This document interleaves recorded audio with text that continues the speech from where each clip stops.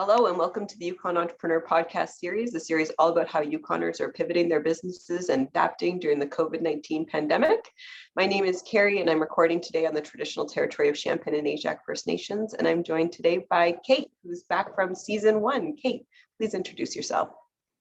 Hi, Carrie. It's good to be back again. I am Kate Fitzgerald, co-owner and creative director of Velvet Antler Productions. I'm super excited to be back on Carrie's podcast, and I'm tuning in from the traditional territory of the Kwanglen First Nation and the Tonquichin Council. Thanks, Kate. So what's Velvet Antler? Velvet Antler Productions by, website quote definition.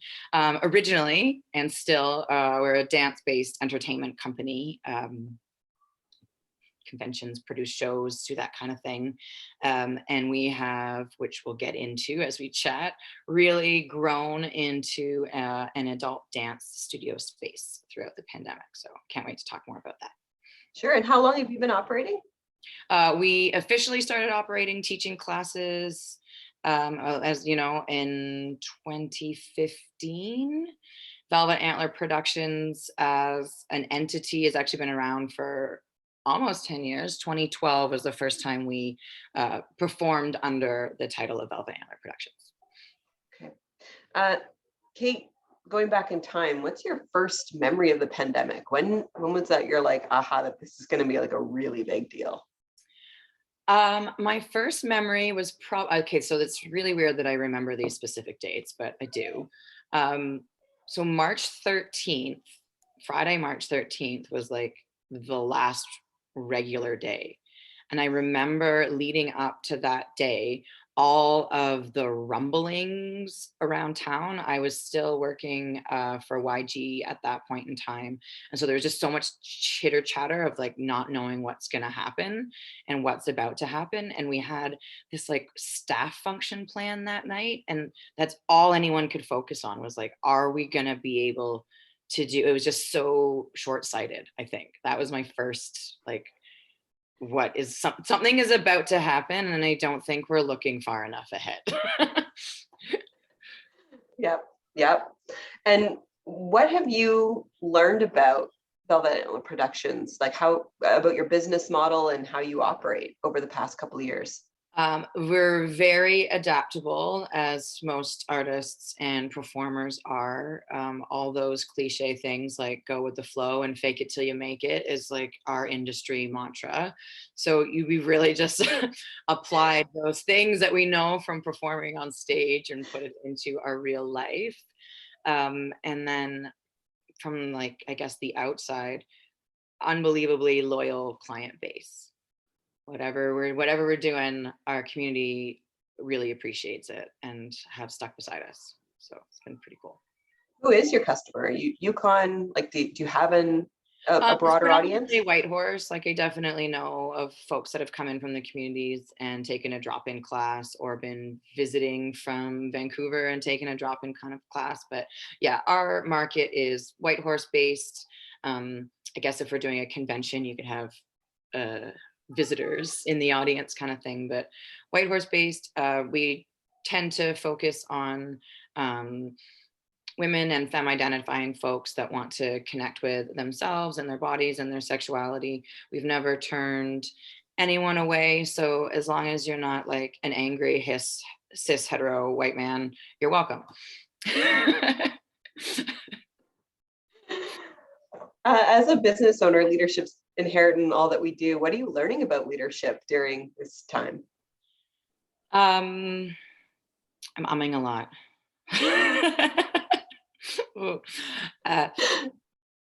I have learned that you need to really listen when you're leading, and to listen and absorb and to take my time before heading in a direction. Although we've had to pivot quickly and make quick decisions, there is always time to like take a breath, take even an hour before you say whatever your decision is going to be, and just stick with it. Trust the people around you too. Take a Yeah, take a We've all had to adapt in some way. What are some of the adaptations that you're most proud of in your business?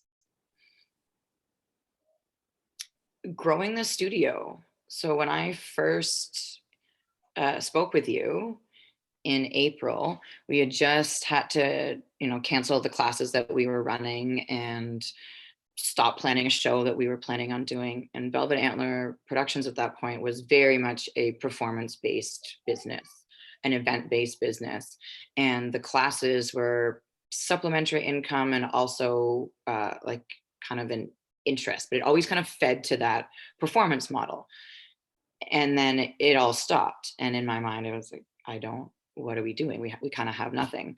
But we kept teaching our classes because we were able to do that. We kept the numbers small and we were able to keep just keeping our name, the Velvet Antlers name, out there. And then by chance, we took a chance and we actually got our own space. So instead of renting through another small business, which I'm very grateful to my start, we rented originally from the heart of Riverdale, and then we went and we were working out of the Avalanche Athletic Space downtown Whitehorse. Lots of support to get us off the ground. And now we have our own studio space down in the Marwell industrial area on Tungsten Road. And yeah, my business partner, Rebecca Reynolds, we signed our lease. Like I say, it was the day that the town shut down again. So November 26th-ish of 2021, after our first, we've opened everything up too much and now we need to shut it down again, was the day we signed our lease. We're like, okay, yeah, we're going to open a studio. And yeah, that's the biggest thing we've done. And I'm so proud. We've been here for 15-ish months now. Oh, so you've gone from, performing in other people's venues prior to the pandemic to opening brick and mortar during the pandemic. Yes. Yeah. Everyone went virtual and we went brick and mortar is basically what I'm saying. That's something to be really proud of. That's kind of going against the stream, and that's great. Yeah. Yeah. And it's really worked for us. You have been using virtual space too, though. Like you've got a pretty strong Instagram and social media presence. Yeah. My wonderful teammates, Alan Walton and Bria Fraser, run our social media. I've just decided it's not for me. I'll leave it to the next generation. Like 45 minutes to do a post because I had to fix my grammar. Like, it's just not for me. It's not for me. So what you see and the layout and the beauty and the branding is from my awesome teammates. And yeah, they really kept the presence going. And we did in the beginning have an online, like we were doing Instagram Live. We did a few performances over Instagram Live. I did some stretch classes over Instagram Live. We used YouTube as a platform to do like a drop-in class. So we were trying to teach online classes for a time. That was really challenging, really challenging. It was not sustainable for us with like just our knowledge base and our access to technology. I think if we like now that we have a space, and if we needed to go that route, it might be a little easier because I could just set something up permanently and we have a space to work in. But I'm very grateful that we were able to keep doing it analog, I guess. Brick and mortar. Yeah, all the way. The public health measures, we've had them, in varying degrees over the past 2 years. What have been some of the most challenging for you as a business owner? We were very lucky. I kept it simple. So in the beginning, group gatherings 10 and under, that was easy. We just put a limit on class registration, wear a mask. Okay, that was easy. Myself and my colleagues and my team very much believe in the vaccine and the safety for that it has for the community. We implemented a vaccine mandate before it was a mandate and just stuck to that. That was a challenge. We talked about that at some point, but like we stuck to that, and it worked. It really worked until January of 2022. January of 2022 was the first time that my business had to be basically shut. The doors were shut. We couldn't be because they shut absolutely everything down. And that was very hard, just emotionally, financially, all of those things for sure. And then extremely frustrating because it did not seem like it was even across the board of who needed to be shut down and who didn't. That was really hard to swallow. Yeah. So what do you mean by it wasn't even? Like, because I guess you were under the leisure recreation category, hey? Yeah, but like gyms could be open, but we don't function like a gym. We organize a class. So you could go to the gym with far more than 10 people and sweat all over each other.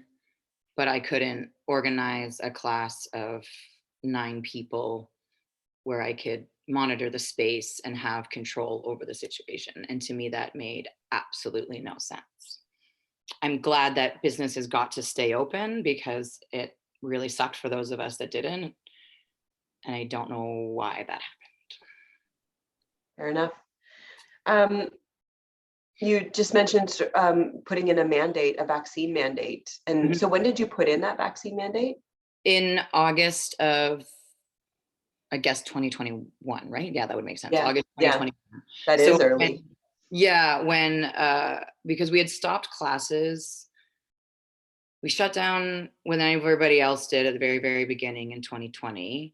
And then we kind of got rolling again and then not again. And then, that kind of thing, rolling and then not. And then in June of 2021, there was there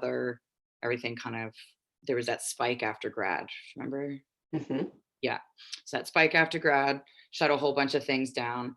And then we just decided as a team over the summer that once everyone was like, we were all getting vaccinated, it was happening when we opened up again for classes in the 2021 season in that fall.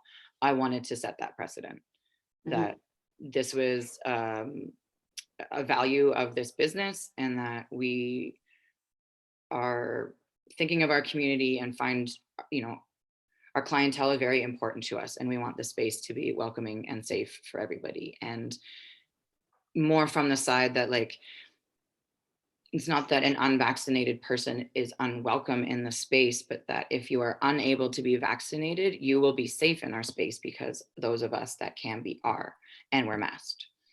And that's the message that I'm hoping we're getting across. And is that mandate still in effect, even though we've seen, other governments lifting it? Yeah, we still are masked in a vaccinated space. I feel that is kind of a bonus as a small business owner. You make your choices for yourself. You carry all the responsibility, but you don't have to do what anyone else says. That's one of the reasons why tell me what to do. But I know that it comes with some challenges, and optically that might not be the preference for a lot of people and have their opinions, but it's what's right for our space. So. Well, you've got a strong product, so that sells itself, right? Like you want the honey, you gotta right. do what it is. Yeah. Access to pandemic related supports. Have you used any of the government related supports, YG's, employee sick leave, anything like that? No. Okay. Completely on our own. Yeah. It partially, it really, in the beginning, none of it fit. Like we didn't qualify for what it was at the beginning. And then I really just didn't pay attention to it. From my perspective, from what I saw at the beginning, my fear was, okay, I'm going to collect this money. And then what happens when I have to pay it back? Right. Because it's not like, it's going to take longer to recover than when the government's going to want their money back. And that's just anyone who's had to pay a huge chunk at tax time. Like it's just kind of the reality of being a small business owner. You're always worried about the future money that doesn't exist and you have to spend. And that was my biggest thing, that I would at some point qualify and then the time come to pay it back and you're hooped. You just don't have the money to give them. So that, and for the longest time, and I don't even, like, to be honest, I don't know if we even at this point qualify. Being a sole proprietorship, I have contractors versus employees. We're not very big like, you know, as far as the government and big business is concerned, we're not very big. So big in my heart. Yeah. Well, big in the community's heart too. Oh, thanks. Going forward, how are you thinking about your business differently? Where do you see your opportunity?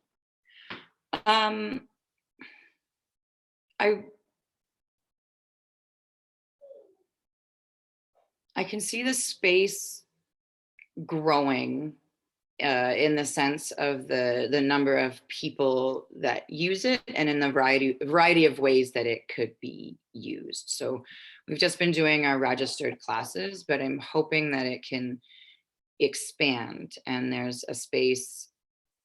Can we do a membership situation where folks can come in and use the space at their will to stretch or do light fitness where you don't have enough space in your apartment, or you just want to not be with your kids for an hour, like that kind of, you know, because we're a space for women. And so that's really a thing that comes up a lot. Like, can I just come hide here? Of course you can. Anytime. So I want that to grow. And I definitely see the performances coming back. The whole 2 years, it didn't, that memory and the idea of us and performing didn't leave the community brain, that's for sure. We've all been approached at some point from somebody about, when are you dancing again? When is there a show? Students wanting to perform, community and member, you know, that kind of thing. So can't wait to see how the two grow together, I guess. Mm-hmm. Have you taken up any new skills to kind of better position yourself for new opportunity?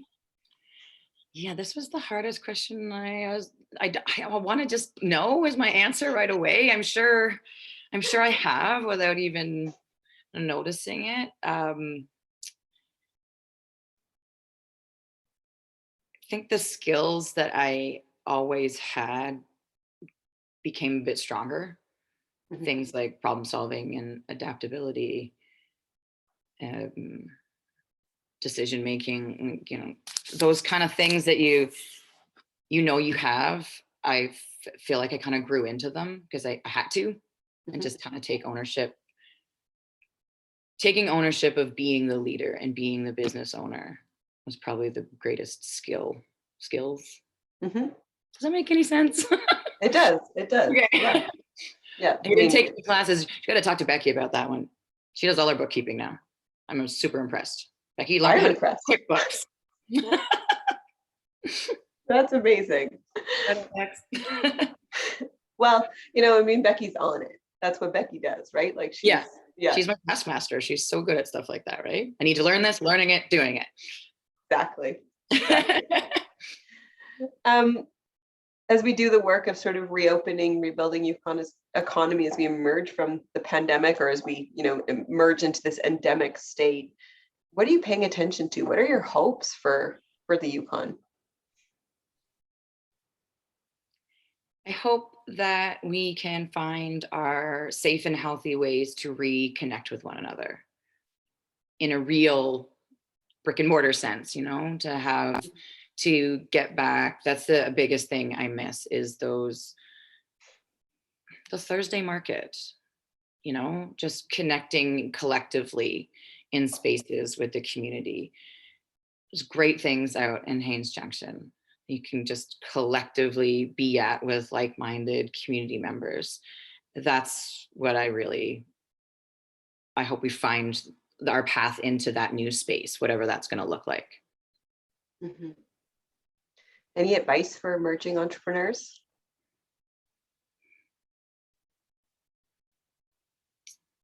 Just do it. I got asked this question on a panel discussion last weekend, actually. I was part of the Lead As You Are, like Women in Business panel discussion. And my advice on Sunday, which I guess I'll give on Thursday as well, is do it. It will be hard. You're going to work all the time, especially in the beginning. It's not like just check out unless you want to pause your progress. That's the only time you can check out, kind of thing. And take a chance. Trust yourself. Take a chance. If it's something that makes you happy, and brings you that joy in life, do it. Might not be rich, but you will get a lot more than that out of it for sure. Any aha moments or shifts in your worldview where you look at the world? It's not very positive. I'm a cynical person at best, and the pandemic has not helped that in any way.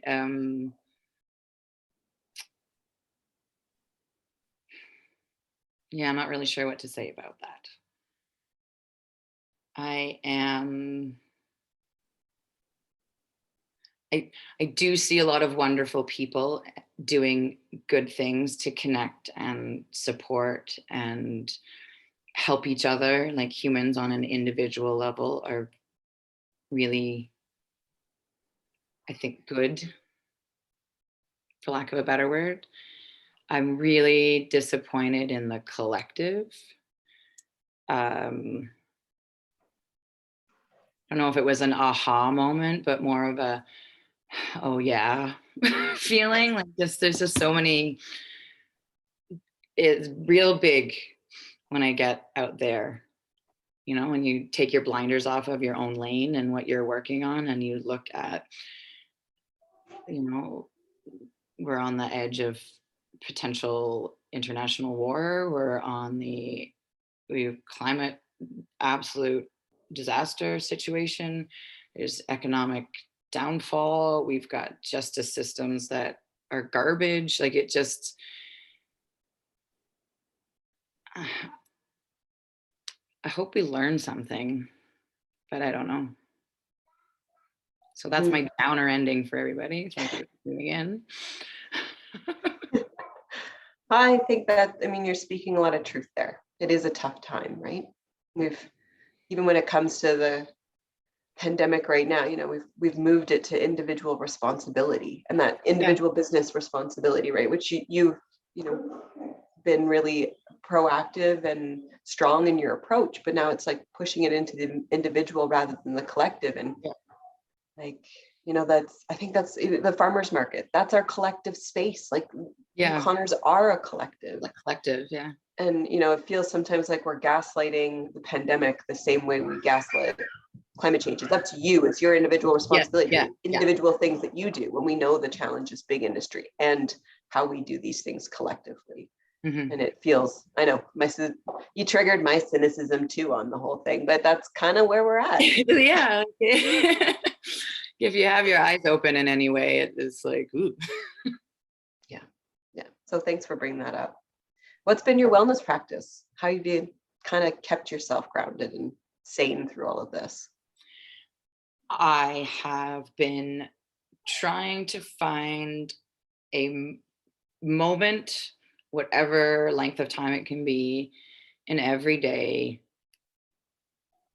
for me, whether it's an extra 30 seconds before I get out of my vehicle to take a deep breath and say a kind word to myself or remember something, or have an entire hour to color in my coloring book. I'm trying really hard to find moments just for me. And that's been a huge challenge and a growth thing, but it's helping. Well, I mean, I think your space and what you do for a lot of women and community members is help them find that grounding wellness space. That's what you provide to so many. So thank you for that. It's my pleasure. I'm very happy and proud to have that space for people. So thank you. Any closing thoughts before we end out today? Just thanks again. It's been a pretty wild ride, and it's nice to reconnect and, you know, reflect on where we started, how this whole, you know, as a business, as a people, and then where we're at now. And it's really good for me to remind myself of the change that's happened. Like, yeah, I mean, looking at a calendar, it's almost been exactly 2 years since we've spoken. Yeah. So, and here you are sitting in your own studio space in your own closet, you know, with wardrobe behind you. You're not in your home that you've tried to convert into a home Yeah. studio to teach people online. Not in the it's pretty kitchen. cool. Yeah, Yeah. it's super cool. It is. Congratulations. Thank you. I didn't do it alone, so thank you, everyone out there. Yeah, you got a great team. Great team and a really good community. So I need the team and I need the clients for me to do what I do. So thank you, everybody. Awesome. Well, thanks so much for your time, Kate. Take care. Thank you so much, Carrie. It's been great.